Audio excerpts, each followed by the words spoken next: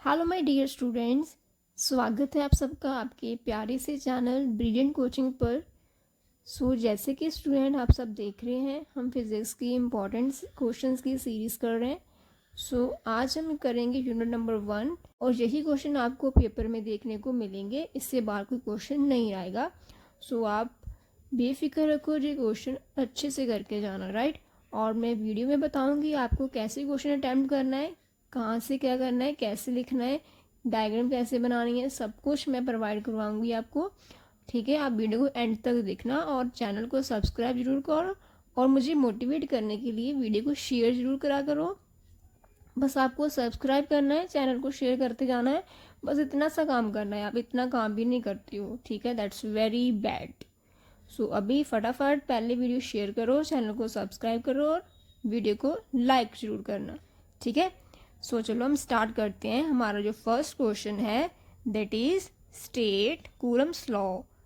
अब इसमें सबसे पहले देखो स्टूडेंट, हमें कूलम्स लॉ की डेफिनेशन पूछी रखी है, ठीक है। डेफिनेशन हमने बतानी है, सबसे पहले डेफिनेशन बता दोगे आप, और इसके बाद एक्सप्लेन इट्स वेक्टर फॉर्म। हमें वेक्टर फॉर्म के बारे में बताना है, इसकी वेक्टर फॉर्म के बारे में इसको एक्सप्लेन करेंगे। फिर डिफाइन करनी है as a unit of electric charge and then state two limitations of Coulomb's law. ये 5 मार्क का क्वेश्चन है, तो ये डिवाइड होकर आ जाएगा 1 1 1 एंड 2, ठीक है। इस तरह से आपके 2 3 4 5 मार्क्स कंप्लीट होते हैं। अब देखो, ऐसे भी हो सकता है स्टूडेंट एग्जामिनर क्या पूछे आपको, एग्जामिनर डिराइव करने को बोले कूलम्स लॉ। जस्ट आपको इतना सा क्वेश्चन बोला जाए, define Coulomb's law and derive it. अब स्टूडेंट इसमें बहुत कंफ्यूज रहते हैं, एक जस्ट कूलम्स लॉ वाली डेरिवेशन है, एक इसकी वेक्टर फॉर्म वाली डेरिवेशन है, दोनों डेरिवेशन अलग है। देखना है आपने एग्जामिनर ने क्या पूछा है।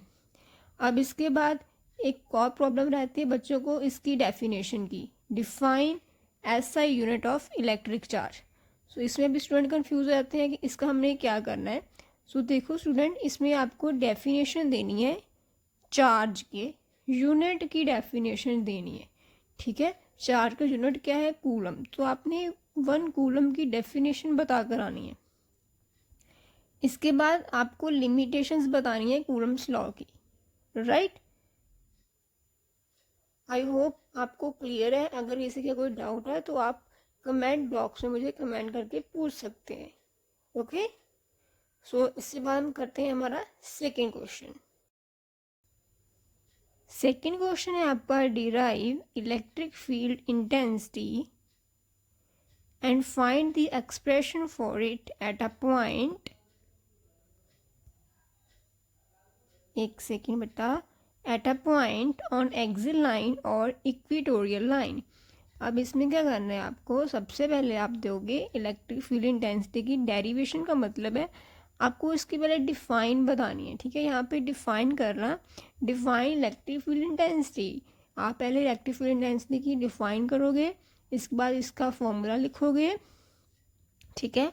इसके बाद आपने डिराइव कर देना है एक्सप्रेशन, किसका एक्सप्रेशन, एक्सिल लाइन का और इक्वेटोरियल लाइन। और मैंने स्टील डाला है कि आपको जहाँ तो एक्सिल लाइन की डेरिवेशन आएगी या फिर इक्वेटोरियल लाइन की डेरिवेशन आएगी, दोनों में से एक डेरिवेशन ही पूछी जाती है, जहाँ तो एक्सिल लाइन या फिर इक्वेटोरियल लाइन, ठीक है।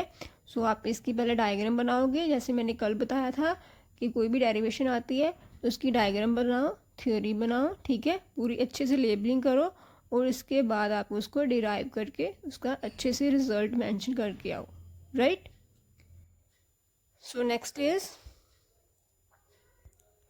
नेक्स्ट है आपका third question, derive expression for the torque acting on electric dipole in uniform electric field.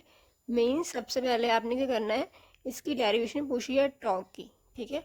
अगर आप टॉर्क की डेफिनेशन दे सकते हो दैट्स गुड, अगर नहीं आती तो कोई बात नहीं, आप इसकी डेरिवेशन एक्सप्लेन कर देना, ठीक है। टॉर्क की डेरिवेशन बताओगे, इसके बाद आप under what condition torque will be maximum, आप कंडीशन बता कर आओगे कब टॉर्क मैक्सिमम रहती है, ओके।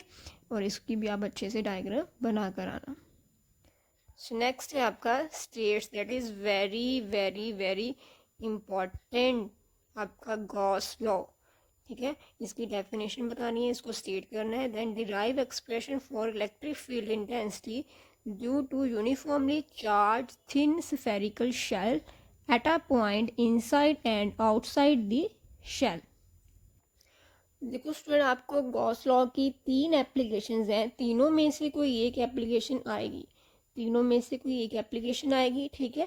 तीनों एप्लीकेशन ही पूछी जाती है, तीनों में से कोई एक एप्लीकेशन ही पूछी जाती है, तो सारी एप्लीकेशन इंपॉर्टेंट है, हमने सभी एप्लीकेशंस करके जानी है। जैसे फर्स्ट एप्लीकेशन ये रही आपकी, इसके बाद सेकेंड एप्लीकेशन है और थर्ड एप्लीकेशन है, तो ये आपकी 3 एप्लीकेशंस हो जाती हैं गॉस लॉ के बेस पर। एक है आपकी शेल की, inside and outside the shell. Second है आपकी due to infinitely long line of charge. And third है आपकी ड्यू टू प्लेन शीट। तो तीनों डेरिवेशन आपने अच्छे से करके जानी है, जो आपको किसी भी रेफरेंस बुक से मिल जाएगी।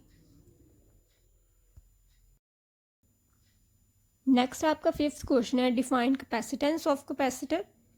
आपने सबसे पहले डिफाइन बताना है कैपेसिटेंस की।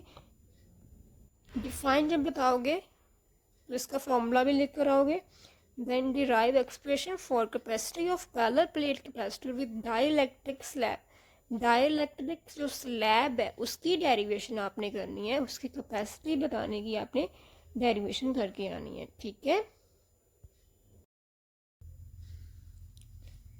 इसके बाद स्टूडेंट एक क्वेश्चन और ऐड कर सकते हैं आप, that is energy store in capacitor. Question number आप नोट कर लो।